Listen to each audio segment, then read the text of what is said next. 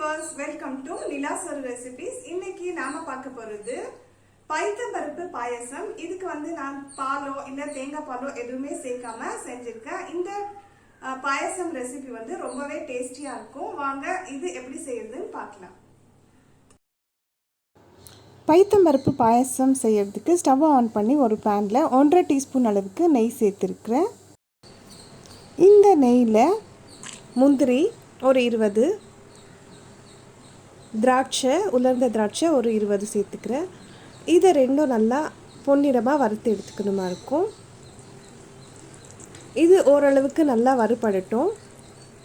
அடுத்ததாக இதில் தேங்காய் பல் சேர்த்துருக்கேன். சின்ன சின்ன துண்டுகளாக சேர்த்துட்டு இதையும் இதில் போட்டு சேர்த்துடுறேன். இந்த அளவுக்கு ஃப்ரை பண்ணி வந்த பிறகு இதை எடுத்து நம்ம தனியாக வச்சிடலாம். நம்ம தேங்காய் சேர்த்துருக்கிறதுனால இதில் கொஞ்சம் நுரைச்ச மாதிரி இருக்குது. அடுத்ததாக ஒரு பாத்திரத்தில் நான் இந்த வெல்லத்தை கரைச்சி எடுத்துக்க போகிறேன். இது உருண்டை வெல்லம். இதை 1.25 கப் அளவுக்கு வெல்லத்தை பொடிச்சு வச்சுருக்கேன்.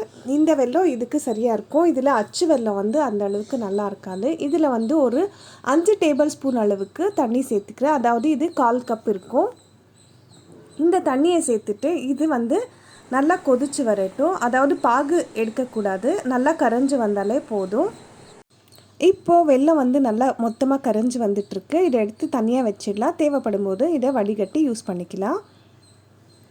அடுத்ததாக ஒரு பாத்திரத்தில் நான் 1.25 லிட்டர் அளவுக்கு தண்ணி வச்சுருக்கேன். நான் ஏற்கனவே சொன்ன மாதிரி இதில் பாலோ இல்லை தேங்காய் பாலோ சேர்க்க போகிறதில்ல, தண்ணியிலேயே சேர்த்துடுறேன். இது 1/2 கப் அளவுக்கு பாசிப்பருப்பு நல்லா கழுவிட்டு 5 நிமிஷம் மட்டுமே ஊற வச்சுருந்தேன். சீக்கிரமாக வேகணுன்றதுக்காக இதை ஒரு 5 நிமிஷம் மட்டுமே ஊற வச்சுருந்தேன். இப்போ இதை நம்ம தண்ணியில் சேர்த்துடலாம்.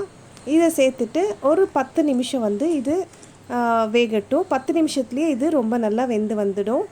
வறுத்து தான் சேர்க்கணுன்ட்டு அவசியம் இல்லை. வறுக்கும்போது ஒன்று சிலது தீஞ்சு போகும். அப்போ பார்க்குறதுக்கு பாயசத்தில் அந்த அளவுக்கு நல்லா தெரியுதுல்ல. 10 நிமிஷம் கழித்து பைத்தம்பருப்பு நல்லா வெந்து வந்திருக்கு. பாருங்கள், இந்த அளவுக்கு சாஃப்டாக இருக்குது. இதை வறுக்கலைனாலும் நல்லாவே வெந்திருக்கு. இந்த அளவுக்கு சாஃப்ட் ஆனதும் இதை கடையணுன்ற அவசியம் எல்லாம் கிடையாது. இதில் நான் 1/2 கப் அளவுக்கு ஜவ்வரிசியை 1 மணி நேரத்துக்கு ஊற வச்சுட்டு தண்ணியை வடிச்சிட்டு இருக்கேன். இந்த ஜவ்வரிசியை இதில் போட்டு இப்போது நல்லா கலந்து விட்டுடலாம்.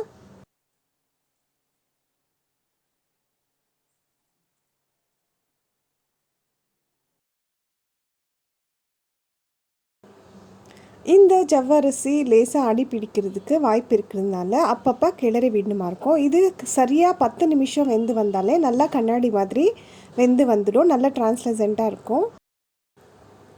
பாருங்கள், 10 நிமிஷத்தில் நம்ம போட்டிருக்க ஜவ்வரிசி நல்லாவே கண்ணாடி மாதிரி வெந்து வந்திருக்குது. இப்போது இதில் 1/4 கப் அளவுக்கு ரோஸ்டட் சேமியா. இது கடையில் வறுத்ததாகவே கிடைக்கிறதுனால அதுவே நான் இப்போ யூஸ் பண்ணி செஞ்சுக்கிறேன். ஒருவேளை நீங்கள் யூஸ் பண்ணுற சேமியா வறுக்காததாக இருந்தால் நம்ம முந்திரி திராட்சை தேங்காயெல்லாம் வறுத்தோம் இல்லையா, அப்போவே 1/4 கப் சேமியாவை வறுத்துட்டு இப்போது சேர்த்துக்கிறது சரியாக இருக்கும்.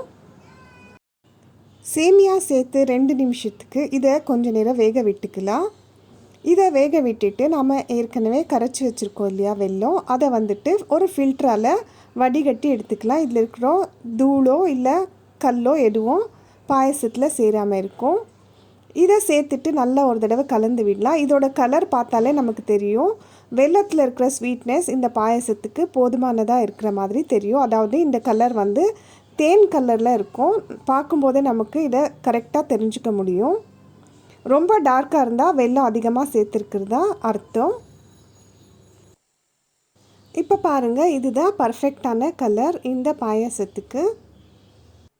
தேங்காய் பால் சேர்த்தா நல்லாயிருக்கும்னு நினைக்கிறவங்க இந்த டைமில் முதல்ல எடுத்த தேங்காய் பாலில் இதில் ஒரு 1/2 கப் அளவுக்கு சேர்த்துக்கினா நல்லாயிருக்கும். 2 நிமிஷம் கழித்து நாம் இப்போ ஸ்டவ்வை ஆஃப் பண்ணிடலாம். ஆஃப் பண்ணிவிட்டு நம்ம ஏற்கனவே வறுத்து வச்சுருக்க முந்திரி திராட்சை தேங்காவை இதில் சேர்த்துடலாம்.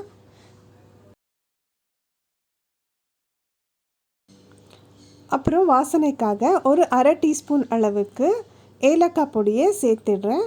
இதை சேர்த்துட்டு நம்ம ஒரு தடவை நல்லா கலந்து விட்டுடலாம். கலந்து விட்டுட்டு இதை நம்ம ஒரு பவுலில் சர்வ் பண்ணி காட்டுறேன். இதோட கன்சிஸ்டன்சி எப்படி இருக்குதுன்னு உங்களுக்கு தெரியும். எல்லா பாயசமும் நம்ம செஞ்சு கொஞ்ச நேரத்துலேயே கட்டி ஆகிடும். அதனால் ரொம்பவும் கட்டியாக இல்லாமல் கொஞ்சம் நீர்த்த மாதிரி இருக்கிற மாதிரி நாம் பார்த்துக்கணுமா இருக்கும். இப்போ பாருங்கள், பாயாசம் பர்ஃபெக்ட் கன்சிஸ்டன்சியில் இருக்குது. ஆனால் இன்னும் கொஞ்சம் நேரத்தில் இது கொஞ்சம் இறுகி வரும்.